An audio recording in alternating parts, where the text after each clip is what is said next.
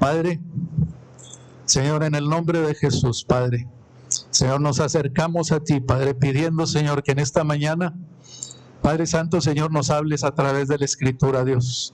Que a través de tu palabra, Señor, nos reveles más a Jesús, nos reveles más, Señor, la obra del Mesías en nuestra vida. Nos reveles, Padre Santo, Señor, que no vivimos sin propósito, Señor, que podamos asegurarnos y afianzarnos, Padre. Porque tenemos, Señor, propósito delante de ti, Señor. Nos has escogido, nos has señalado, Padre. Que en esta mañana, Señor, lo afirmes en nuestro corazón. Y Padre, que nuestro oído, Señor, nuestro corazón y nuestro espíritu estén atentos, Señor, a lo que tienes tú para nosotros en esta mañana, Padre. Señor, te pido que nos guíes, Señor. Te pido, Padre Santo, Señor, que yo pueda ser útil, Padre, para la palabra que traes el día de hoy para nosotros, Padre. Y Señor, todo está en tus manos, Padre, en el nombre de Cristo Jesús. Amén. Amén y amén. Pues bueno, hemos estado hablando de nuestra identidad en Cristo, de aprender y conocer lo que es nuestra identidad en Cristo para poder vivir de acuerdo a ella, para poder apreciar lo que el Señor hizo por nosotros y poder vivir de acuerdo a eso que el Señor ya nos dio. Hemos estado basando esta enseñanza en 1 Corintios 1:30, que me imagino que ya la tienen señalada en su Biblia, que nos dice: mas por Él estáis vosotros en Cristo Jesús, el cual nos ha sido hecho por Dios sabiduría, justificación, santificación y redención. Estos son los 4 aspectos que Pablo nos dice que el Señor nos ha dado dentro de lo que es nuestra identidad en Cristo. Son 4 cosas que Dios hizo a través de Cristo Jesús para nosotros. Estos 4 aspectos de la identidad, Dios nos ha equipado para que nosotros podamos vivir de acuerdo a esos 4 aspectos, para que nosotros podamos vivir limpios, viviendo en la pureza de Cristo, no en nuestra propia pureza, para que nosotros podamos vivir en libertad, pero en libertad con la victoria que Cristo conquistó para nosotros, para que también nosotros podamos vivir en santidad. Y creo que el tema de la santidad es algo en lo que tenemos que meditar todos los días de nuestra vida. No en el tema de la santidad, de qué voy a hacer para ser más santo, porque hablamos que estas cosas no se consiguen con el esfuerzo humano. Con el tema de la santidad, en el cual encontramos significado y propósito, porque Dios nos ha apartado para Él, nos ha apartado para un propósito en específico, y eso tiene que traer sentido a nuestra vida. Y finalmente, para que podamos ser sabios, encontrando la certeza en Cristo Jesús. Ahorita miren, este tema nos viene como anillo al dedo, porque hemos estado tratando de ser sabios para la dirección que Dios tiene para la iglesia. Hemos tratado de ser sabios para saber qué decidir con este edificio, qué decidir si nos ofrecían aquel, qué cosas hacer si es que nos vamos a ir para allá. Y todo eso era el contexto de lo que vino a ser el resumen de lo que les acabo de hablar, que ahora sentimos ya que es el momento, que es el paso que tenemos que dar, y que Dios ha sido el que nos ha instruido para hacerlo. Estos aspectos que acabamos de hablar, que son la justificación, la redención, la santificación y la sabiduría, son cosas que cada vez que las mencionamos en las ocasiones anteriores y el día de hoy que vamos a hablar de la sabiduría, tenemos que entender que no tienen que frustrarnos, que no logremos alcanzar lo que nosotros pensamos, porque no viene de nosotros mismos. En nuestro versículo de 1 Corintios 1:30 dice que Dios lo ha hecho en Jesús para nosotros. Así es que yo tengo que vivir en la justificación, pero por Cristo. Y no tengo que estarme frustrando cuando alguna vez yo me enfrento otra vez a mis errores y a mis problemas. Y cuando me encuentro con mis errores y me encuentro que he vuelto a pecar. Y no tengo que frustrarme y decir, soy el peor cristiano de la historia. Eres un humano con errores que sigue en proceso en las manos de Dios, pero que solamente por Él vas a dejar de pecar. No va a ser en nosotros. Tampoco es para que nosotros libremente pensemos, pues yo ya, si peco o no peco, no importa, porque ya soy justificado. La justificación se muestra cuando tú aprecias la pureza de Cristo y cuando tú no quieres seguir pecando. Cuando nosotros seguimos viendo el pecado igual que como lo veíamos antes, tú no has conocido a Jesús, tú no has conocido a Dios. Puedes venir a la iglesia, o puedes orar en tu casa, o puedes leer la Biblia y hasta podrías ir a predicar. Pero ¿qué caso tendría si no estás llevando el fruto que comienza en tu propia vida? Que es el fruto de amar a Dios sobre todas las cosas y sobre todo lo que sea en este mundo. Nada de lo que tú puedas hacer te va a limpiar, nada de lo que tú quieras o puedas hacer o trates de alcanzar, porque a veces somos muy ocurrentes y creemos la palabra y creemos la escritura y escuchamos lo que dice la palabra y lo queremos obedecer, pero en nosotros queda ahí algo que nos hace pensar que lo podemos lograr, que Dios nos va a ayudar. Dios no te va a ayudar. Dios ya lo hizo por ti para que lo creas y lo vivas.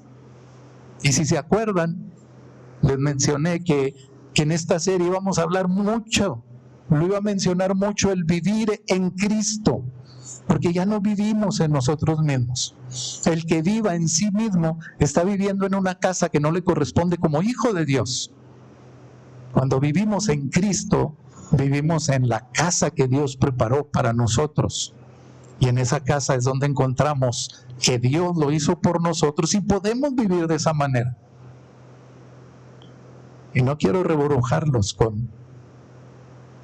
pero en nuestra propia sabiduría, en nuestro propio entendimiento, que por cierto es muy pobre, no nos alcanza para todo esto. Aunque yo piense en lo mejor que puedo hacer en mi vida, no se acerca para nada a la sabiduría de Dios. No se acerca para nada a la santificación, a la pureza de Dios. No se acerca para nada a la libertad que Dios nos ha dado. Tenemos que entender bien claro que estas 4 cosas vienen de Dios y la sabiduría viene directamente del corazón de Dios. A lo mejor ustedes conocen a una persona que la mayoría de la gente la ve como sabio, porque dicen, no, él sabe mucho, hombre, él... Y a veces lo decimos así hasta en una forma no tan agradable, y le decimos, es un sabiondo. Normalmente aquí le llamamos un sabiondo al que cree que todo lo sabe.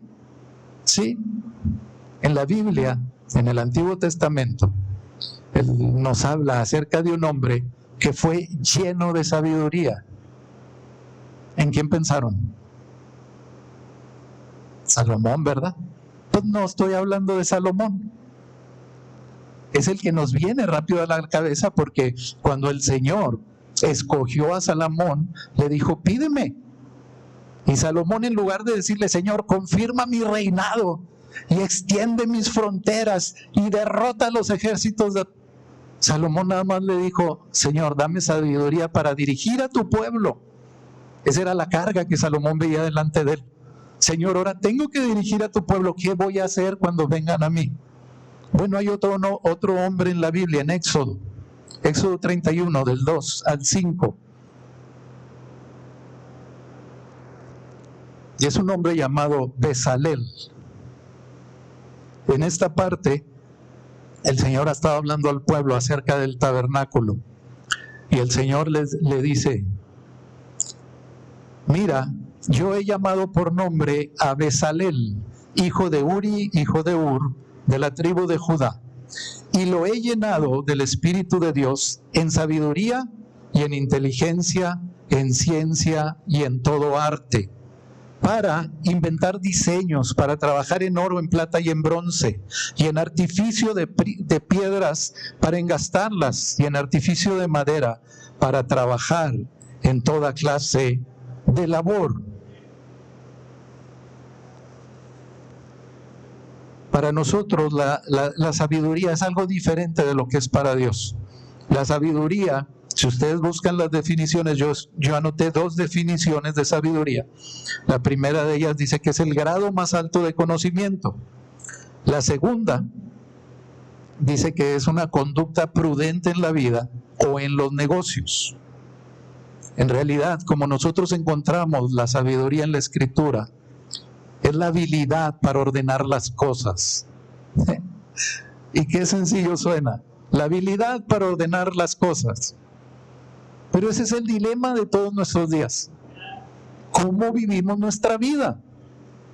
Esa es una de las partes por las que yo sentí que los jóvenes debían de quedarse a escuchar esto. Porque empezamos a enfrentarnos a la vida. Y si nosotros los adultos, que tenemos experiencia, se supone, que hemos vivido tanto, que hemos pasado por tanta cosa, batallamos para tomar decisiones y en muchas ocasiones nuestras decisiones son equivocadas. Decidimos algo que no era lo que debíamos de decidir. Juzgamos de una manera y dijimos por aquí y no era lo que había que hacer. Ahora los jóvenes que están iniciando y que se enfrentan a tantas cosas, a presión, amigos, y aparte, a que se está formando todo a su alrededor. Se está formando su vida, se está formando su carácter, se está formando su cuerpo. Se está acabando de completar toda la obra en ellos y luego se enfrentan a cosas y empieza el decidir. ¿Qué voy a hacer? Si me invitan esto, pues digo que sí, digo que no. ¿Este amigo me conviene o no me conviene? ¿Debo de ir o no debo de ir? ¿Es bueno, es lícito? ¿Qué hago? Este hombre que fue seleccionado por Dios, fue seleccionado para hacer trabajo en el tabernáculo, fue seleccionado como artesano para hacer obras de artesanía para el uso en el tabernáculo. Pero dice que Dios lo llenó de sabiduría. Lo llenó de sabiduría para saber cómo usar los materiales para que él pudiera lograr las obras que Dios estaba pidiendo. ¿Ustedes creen que este artesano, que a lo que se ve en el versículo era un artesano muy capacitado, hubiera necesitado más conocimiento para el trabajo que iba a hacer? No, él tenía el conocimiento suficiente, él era artesano, él sabía cómo hacer los instrumentos que se le pedían. ¿Por qué Dios lo tuvo que llenar de sabiduría y de ciencia y de arte y de todo conocimiento? Porque a Dios lo que le interesaba no es que este artesano hiciera las cosas en la forma que él sabía. Necesitaba Dios que lo hiciera a la manera que él lo estaba pidiendo. Si ven poquito más adelante los versículos en Éxodo, habla el Señor y dice que todo lo hizo para que se haga como Él ha mandado. Y eso nos cuesta trabajo en nuestras vidas. Nos cuesta trabajo vivir como Dios nos ha mandado. Y es una frase, ¿no? O no sé si a ustedes se las dijeron, o sea, era una frase que mi mamá usaba mucho, de hacer las cosas como Dios manda. Y uno pensaba, ay, pues la tengo que hacer bien. O sea, nomás no te equivoques. Claro que no. Eso es tratar de trabajar con excelencia para Dios. Perfecto, muy bueno. Pero las tienes que hacer a la manera de Dios. Y les digo, me cayó el tema así como anillo al dedo. Porque yo no tengo que ver si hay un antro enseguida del local que vamos a rentar. Yo no tengo que ver si yo alcanzo a pensar todo lo que podemos hacer en ese local. Yo tengo que ir sometido a la voluntad de Dios para estar allá adentro y poder saber con todas las cosas que Dios me puso, ordenarlas de tal manera que yo pueda decidir lo que Dios quiere que yo haga.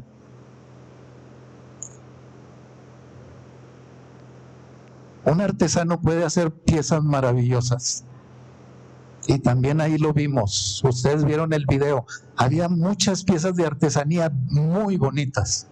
Y por cierto, si usted va a comprar una artesanía, primero fíjese que no sea china, porque ahora los chinos están haciendo artesanías como si fueran del país al que le envían.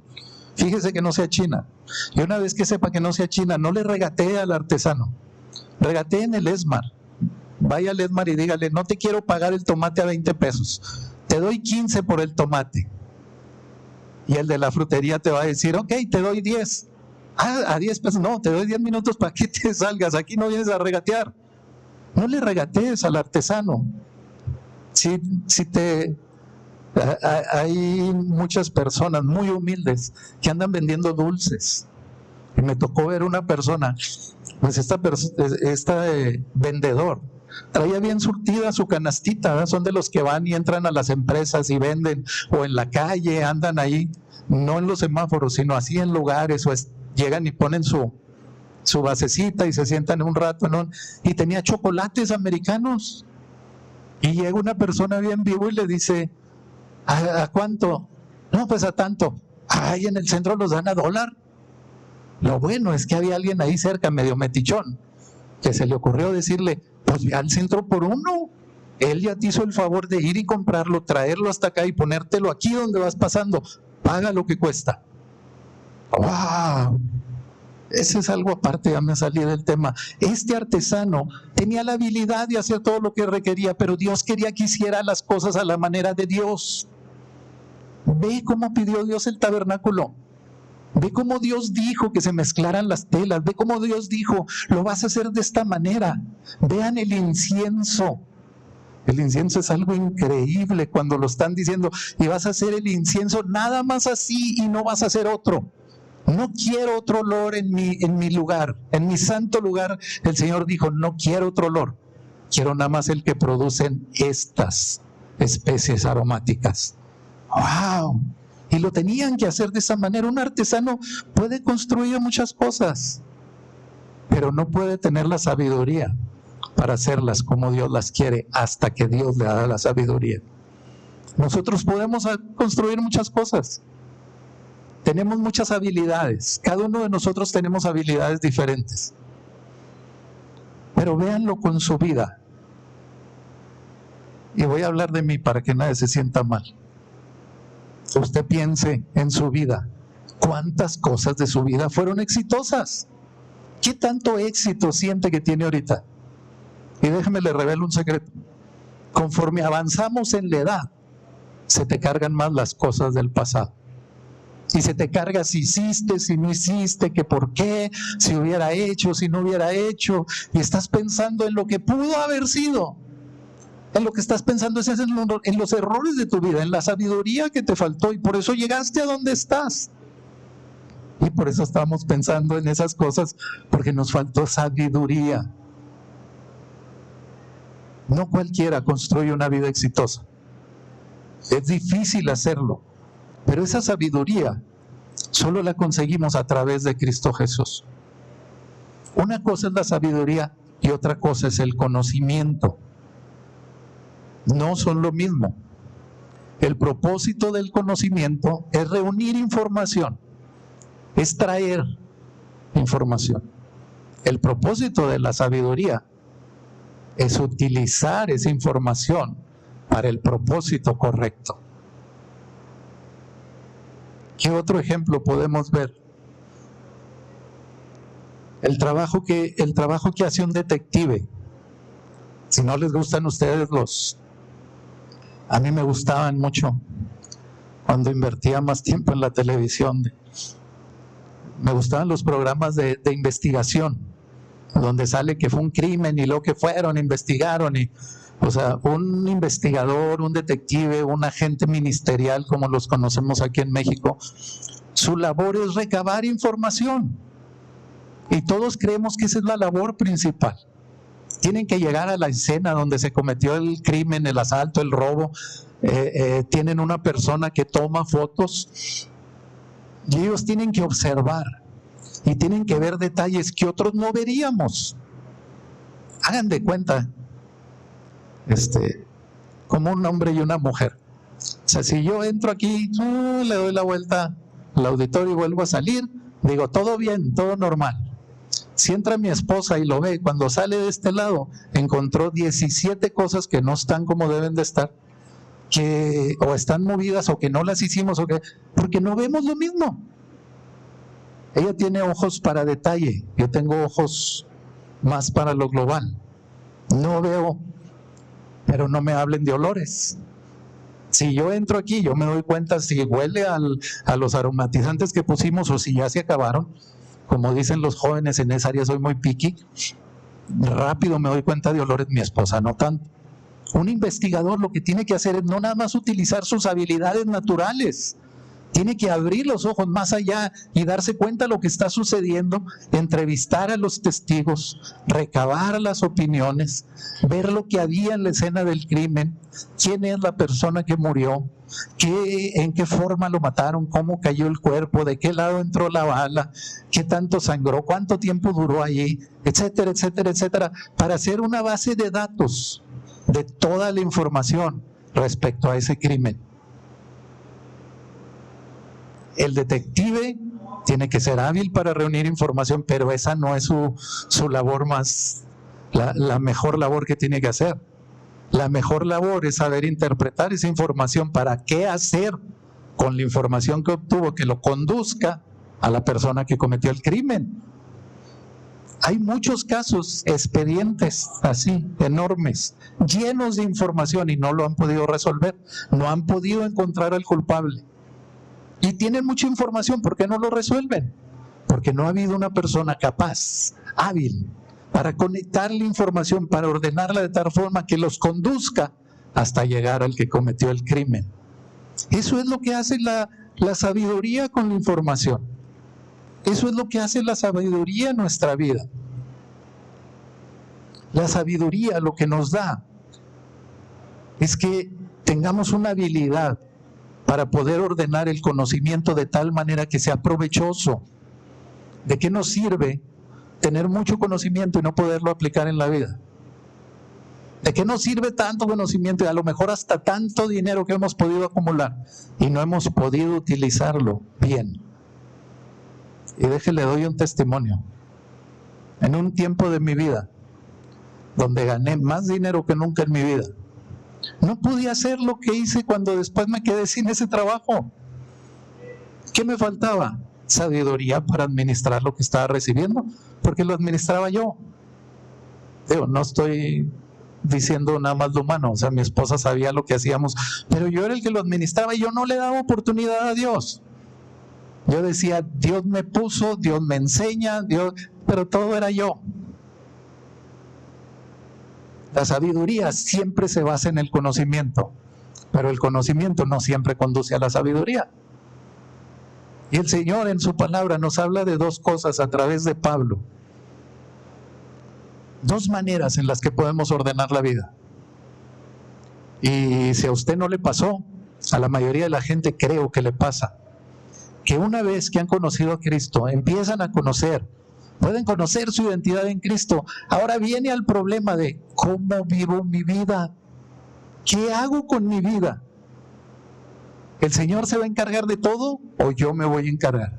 ¿Qué cosas tengo que hacer? ¿Me siento y espero a Dios o tengo que caminar y que Dios obre? Es el dilema de nosotros como cristianos. ¿Cómo caminamos una vida con Cristo para que sea exitosa? El Señor nos dice que podemos ordenar nuestra vida a nuestra manera. Y Dios te da la oportunidad. Y van a decir, Dios me da la oportunidad. Sí, lo has hecho toda tu vida. Toda tu vida has tenido la libertad para llevar tu vida como tú has querido. Alguno de ustedes en alguna ocasión, cuando han decidido algo, ¿han sentido de Dios que los obstruye? Cuando tú ya conoces a Cristo, Dios te guía y el Espíritu Santo te lleva y puede guiarte. Pero cuando no conocíamos a Dios, decidíamos como si nada. Hablábamos lo que queríamos y hacíamos lo que queríamos. En 1 Corintios 2, los versículos 6 y 7 es donde Pablo nos habla de estas dos formas de sabiduría.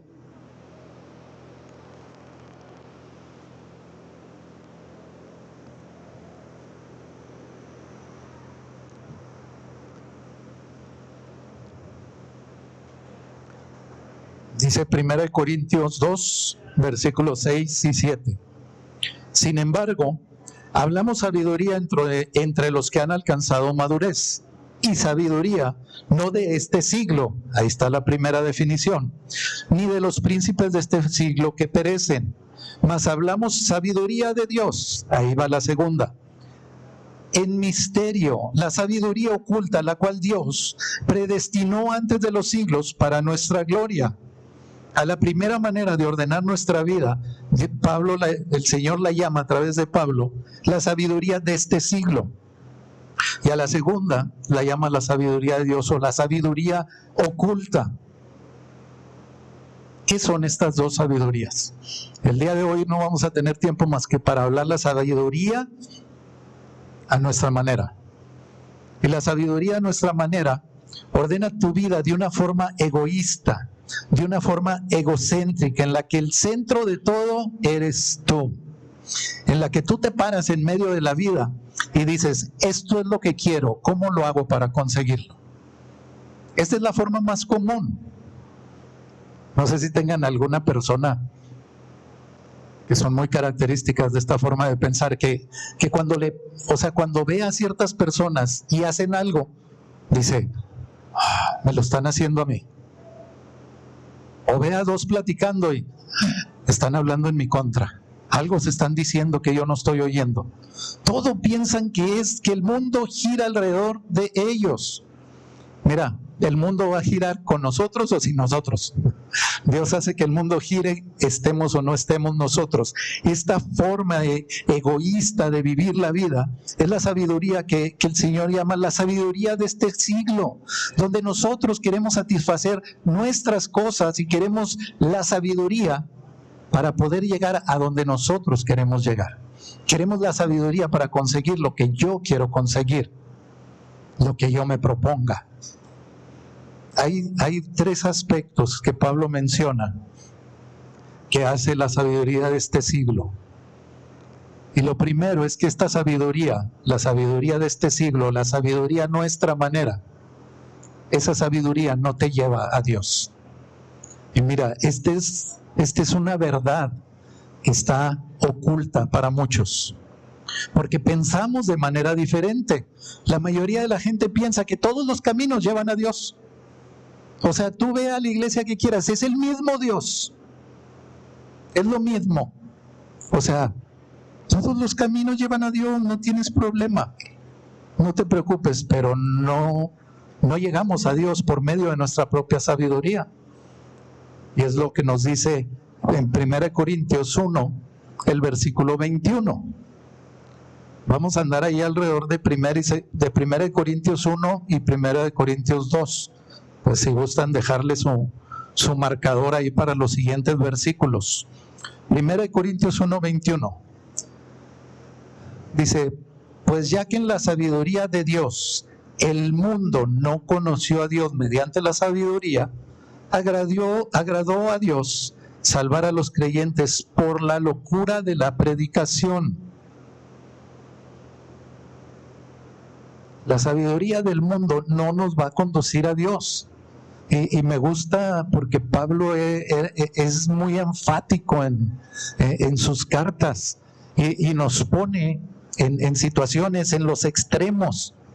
Y Pablo dice aquí que agradó a Dios salvar a los creyentes por la locura de la predicación. O sea, por algo que el mundo no puede entender. ¿Cuál es la locura de la predicación? Que predicamos que somos salvos por medio de Cristo Jesús, que Él nos salvó por su gracia, que no es cosa de nosotros, que no es por obras, que es por fe, para que nadie se gloríe, para que nadie diga, yo lo merecía. No, nadie lo merecíamos, ni tú, ni yo, ni nadie lo merecíamos. Así es que el mundo no va a alcanzar de ninguna manera a Dios por medio de la sabiduría nuestra. La gente que quiere la ayuda de Dios solamente para cumplir sus anhelos, su agenda, esas gentes se desilusionan. Esas gentes, por mucho que crean, por mucho que oren, por mucho que quieran hacer obras, no van a alcanzar a Dios, no van a llegar a Él, porque tu vida se centra en ti.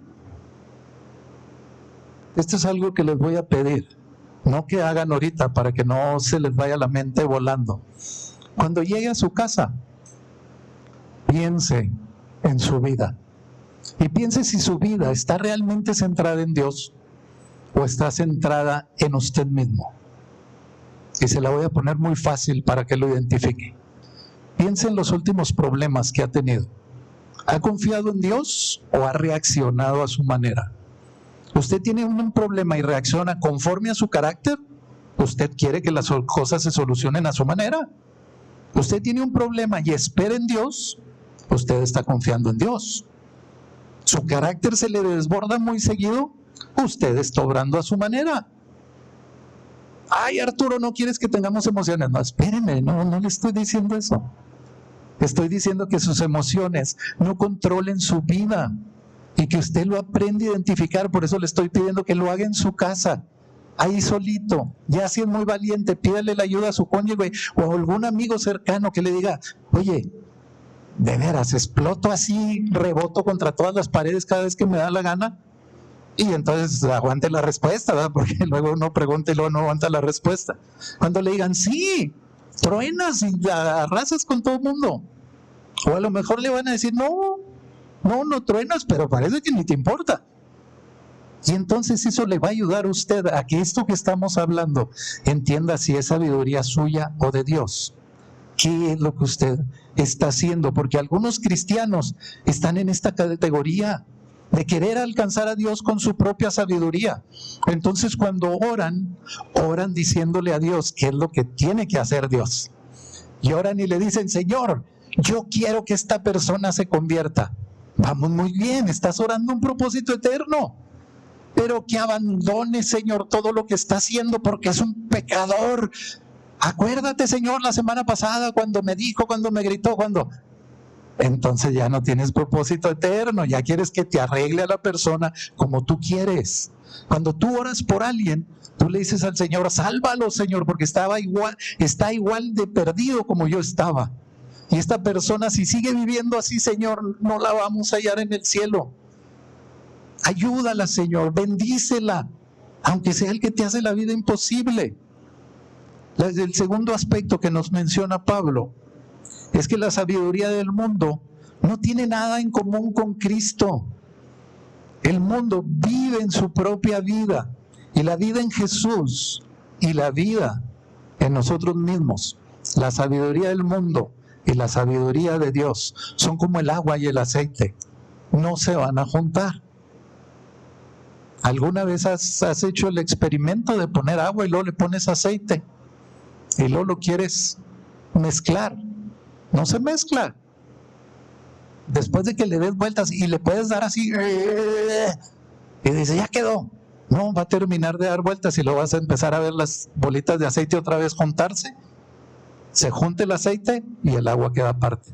Y el aceite flota ahí en el agua, pero no están mezclados. Eso es lo que nosotros vivimos en el mundo. Si tú tienes una vida en la cual quieres añadir nada más a Jesús a tu vida, no se puede. Jesús no es una añadidura para tu vida. Jesús no es algo que viene a salvarte en cada situación. O Jesús es tu vida, o tú vives tu vida tratando de que te ayude Jesús. Esa es sabiduría del mundo.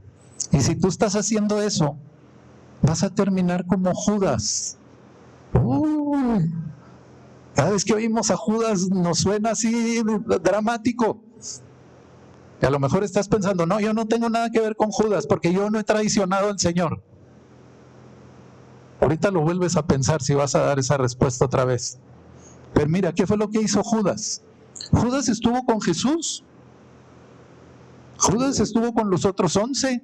Judas era de los 12 y nunca lo apartaron. Nunca le dijeron: ay, espérate, ahí viene Judas. No, Señor, ya no nos cuentes las parábolas porque ahí viene Judas. Judas estaba con los 12 y era tan importante como los demás. Es más, Judas tenía una labor muy importante, era el del dinero. Dice la Escritura que era el de la bolsa. Judas traía ahí el dinero. Todos pensamos que cada vez que el Señor llegó a algún lugar, hizo que Pedro sacara de un pez la moneda. No, eso lo hizo una sola vez. Al Señor, la gente que se iba agregando, a los discípulos les daban. para mantenerlos. Ve cuántas mujeres, ahí dice la Escritura, que las mujeres seguían al Señor y lo servían con sus bienes. Ponían los bienes ahí al servicio de los discípulos. ¿Y quién los administraba? Judas. Y hay muchas razones por las que Judas pudo desilusionarse del Señor. Que sí, porque los 11 eran galileos y Judas no era galileo. Que porque Judas quería esto o aquello. Lo único que podemos decir cierto en la Escritura es que Judas era un hombre codicioso. Era alguien que le gustaba la codicia y el poder. Y si recuerdan, los que estuvieron presentes allá cuando hablábamos de María y Marta, ¿se acuerdan que hablábamos de María y Marta? Y yo le decía Marta María y María Marta. Y en el Evangelio de Juan, Juan es el único evangelista que habla de quién fue el que se quejó cuando María derramó aquel perfume tan valioso. El único que se quejó, ¿quién fue? Judas. Está en Juan 12, versículos 4 y 5.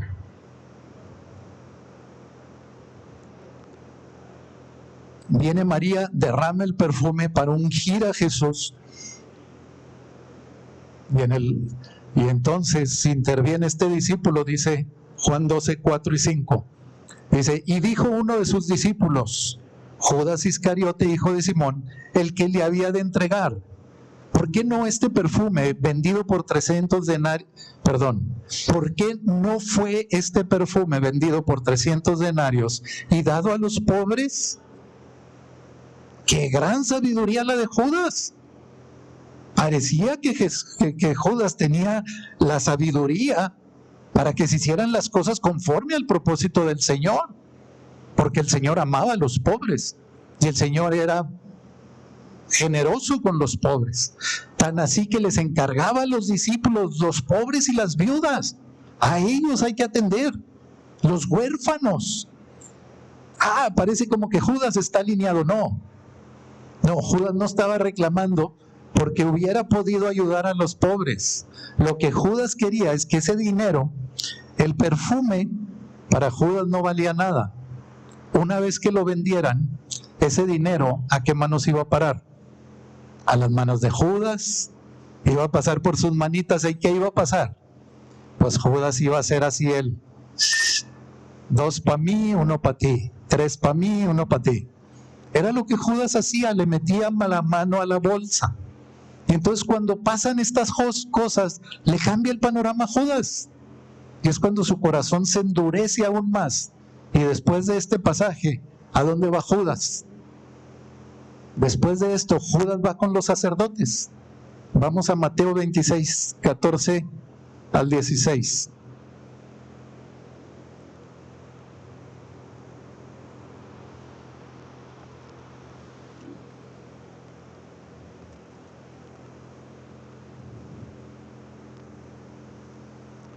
Dice Mateo 26, 14.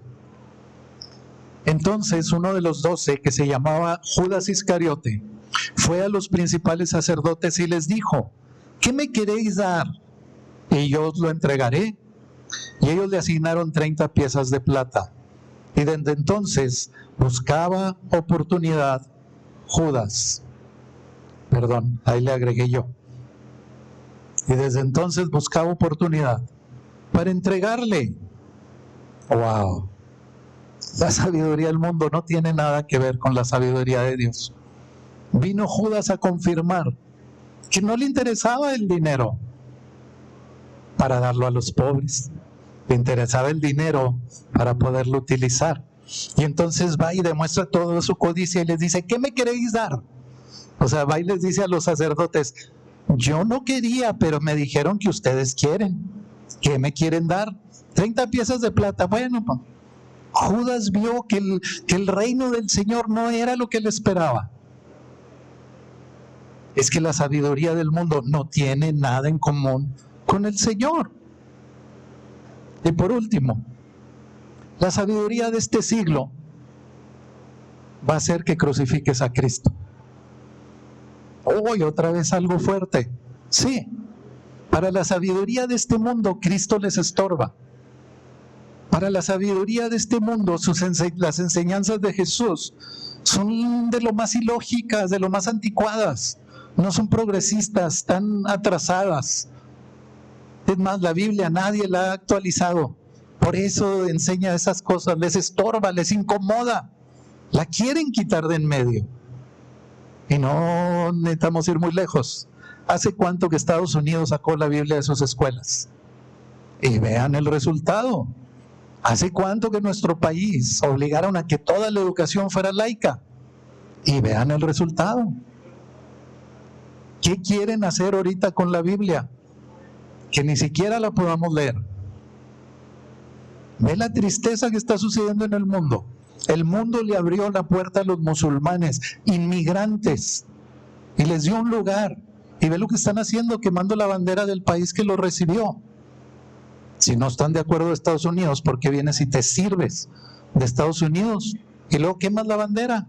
Y luego ahora los musulmanes están presionando para que en las escuelas, hay muchas escuelas en Estados Unidos que ya aceptaron que se lea el Corán como la guía de estudio para jóvenes.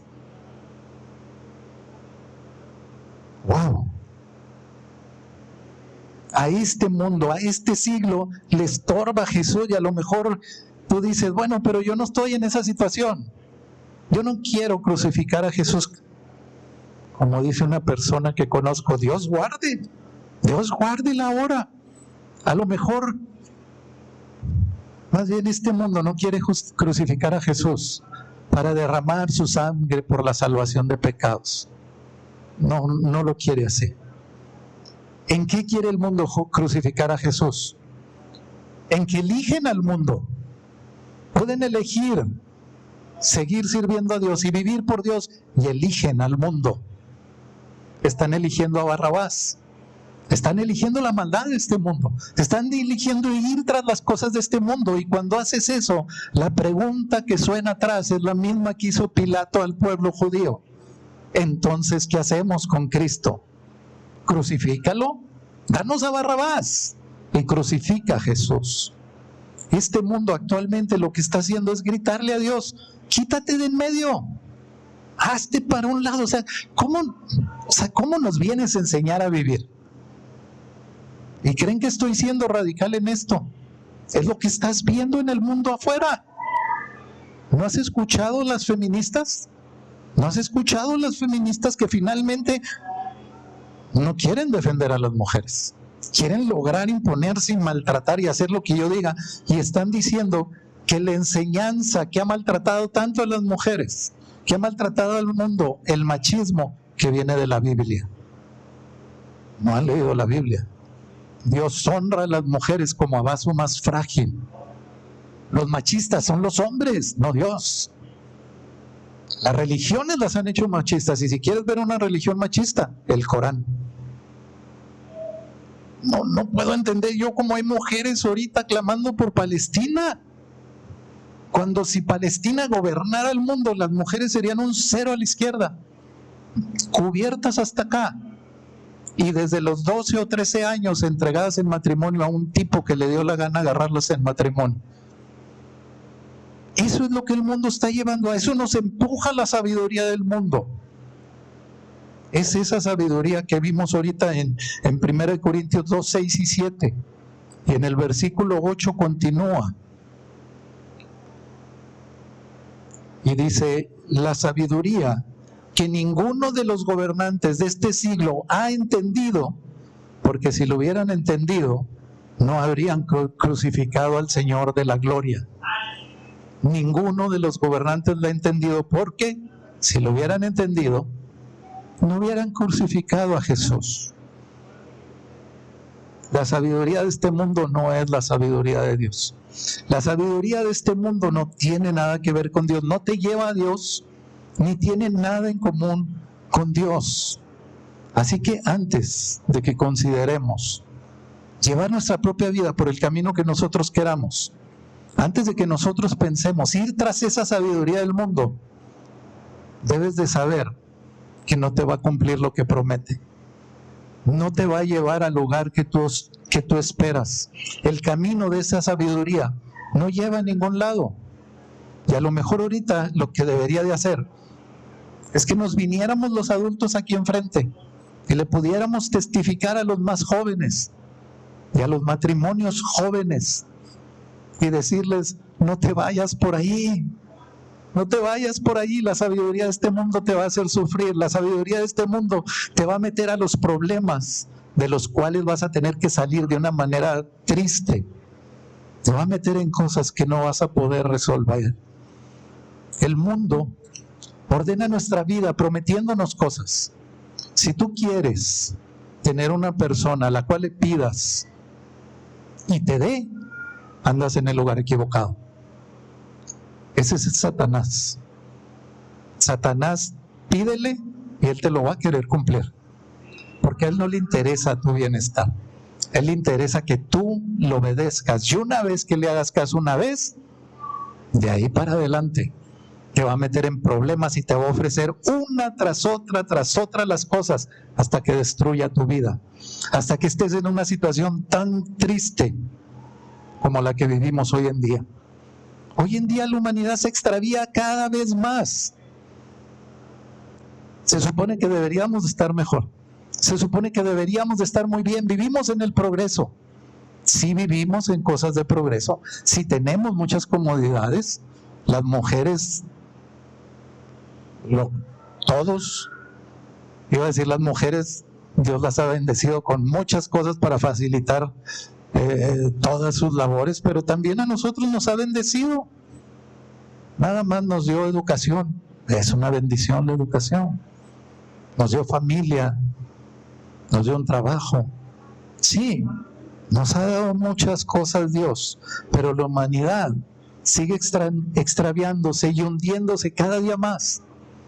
Cada día más. Y vivimos ahora en un vacío tan grande que la gente ya ni siquiera lo nota. Pasa como dicen que le sucede a las ranas, que si pones una rana en agua hirviendo, va a brincar la rana, se va a defender y va a salir de ahí. Pero si la pones en una olla con agua y vas calentando la olla poco a poco, la rana se va a cocer sin darse cuenta. Se va acostumbrando a la temperatura hasta que la cose y se muere la rana y no se dio cuenta de la temperatura. Así estamos nosotros, así está viviendo la sociedad. Hemos dejado de ser sensibles a los valores eternos y vivimos por los valores de alrededor, que ya no somos sensibles a Dios. Ve cualquier programa de televisión, y ya no de televisión, ahora que está de moda los influencers, youtubers y cosas que algunos de nosotros no entendemos muy bien. Escúchalos hablar, escúchalos, hablan serpientes y escorpiones de su boca. No pueden hablar 3 palabras sin hablar una grosería. Pero ya le bajamos a la temperatura, eso ya no está mal. Gracias a Dios que por medio de Jesús existe otra forma en la que nosotros podemos vivir nuestra vida. Dios no necesita hombres y mujeres inteligentes y hábiles.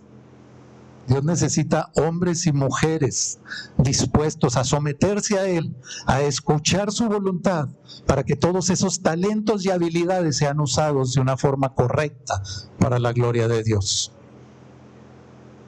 Sométete al Señor, búscalo. Y la semana pasada les voy a platicar de la sabiduría de Dios. No se vayan tristes, váyanse contentos, porque ustedes tienen la fuente de la sabiduría. Ustedes tienen a Cristo, que es la fuente de nuestra sabiduría. Lleguen a sus casas, hagan el ejercicio que les dije para que puedan decir: me estoy alejando, me estoy desviando, le estoy bajando la temperatura a las cosas que no debo de resistir, a las cosas que digo, si eso va a estar, no entro. Nos invitaron a un evento y no quisimos ir, por ese tipo de cosas de las que vas a oír. Y dije, no aguanto tanto tiempo oyendo cosas así, oyendo tanta grosería, no me gusta. Dicen, ay, Arturo ya se volvió santurrón. Pues quisiera haberme vuelto santurrón, pero simplemente sé que esa no es la sabiduría de Dios. Eso es lo que el mundo acepta, eso es lo que el mundo vive, eso es lo que el mundo te dice, por aquí vas a lograr todo. No, por ahí no lo vas a lograr. La semana que entra platicamos de la sabiduría de Dios. Pero mientras, no te dejes vencer por este mundo. No te dejes vencer. Todos los días tenemos que decidir por el Señor. Y dices, ¿pierdes tu salvación? Puede ser que no. Porque dice la Escritura que el Señor nos dio a Jesús y los que tienen su mano nadie se los puede arrebatar. Pero no te quieras bajar de la mano. Vive en Cristo, disfruta la vida en Cristo y espera en Dios. Amén. Vamos a orar. Padre, en el nombre de Jesús, Señor, gracias, Padre, porque podemos conocer, Dios, Padre, que la sabiduría que nos lleva, Señor, a vivir una vida, Señor, que sea de provecho, Señor. Una vida, Señor, en la que vivamos, Señor, libres de toda complicación. Que vivamos descansados en Ti, Padre, solamente, Dios. Es la sabiduría que viene a través de Cristo Jesús. Cuando vivimos nuestras vidas, Padre, en la sabiduría del mundo, cuando vivimos nuestras vidas, Señor, viviendo como se vive en este siglo, cuando vivimos, Padre, creyendo que nosotros sabemos cómo se hacen las cosas y cuándo se hacen, Padre, simplemente nos vamos a frustrar. No vamos a lograr, Señor, vamos a estar alcanzando metas falsas, Dios. Vamos a volvernos vanos, Señor.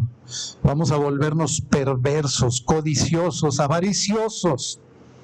Y, Señor, no vamos a lograr, Padre, algo, Señor, de provecho para nuestra vida.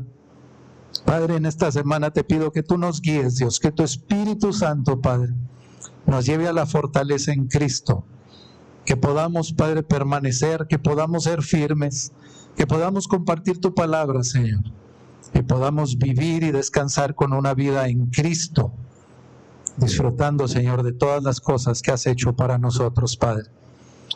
Te damos, Señor, gracias en esta tarde, Señor, que esta palabra sea vida, que esta palabra sea grabada en nuestra mente, nuestro corazón y en nuestro espíritu, Señor, y que cada día, Señor, glorifiquemos más tu nombre con nuestra vida. En el nombre de Cristo Jesús. Amén y amén. Amén, amén.